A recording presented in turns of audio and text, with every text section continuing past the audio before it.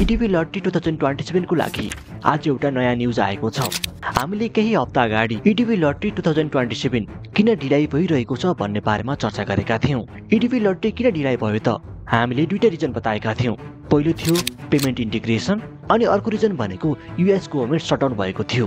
खासमा इटिभी lottery October महिनामा खुल्ने गरेको थियो, तर अहिले डिसेम्बर पनि सकिन लाग्यो। अहिलेसम्म पनि ओपन भएको छैन। तर आज भने एउटा नयाँ न्युज आएको छ। यो न्युज चाहिँ एकदमै स्याड रहेको छ।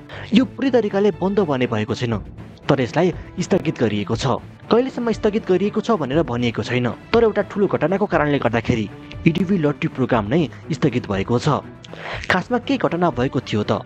ब्राउन युनिभर्सिटी र एमआईटी युनिभर्सिटी बीच भएको गोलीकाण्डको मुख्य शंका गरिएको पात्र चाहिँ जसको नाम क्लाउडियो म्यानुअल नेभेस भ्यालेन्टी नाम गरेको व्यक्ति चाहिँ एकदमै शंकालु यो गोलीकाण्डको मेन पात्र सन् 2017 मा यही इटिभी मार्फत अमेरिका पुगेर ग्रीन कार्ड प्राप्त गरेका थिए।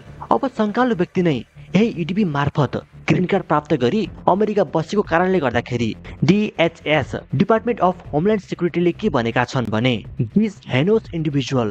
This evil individual should never have been allowed in our country भनेका छन्। यसको मतलब यस्तो हिंसात्मक व्यक्ति अमेरिका प्रवेश गर्न नपाउनु पर्थ्यो भन्दै टिभी लटरीमा रोक लगाएका छन्। कहिलेसम्म रोकेको छ भन्ने कुरा भनिएको छैन।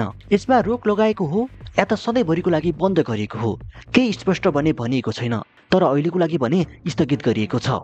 थाहा छैन यो सधैँभरिको लागि स्थगित हो या त केही समयको लागि। Thanks for watching. Keep learning, keep supporting.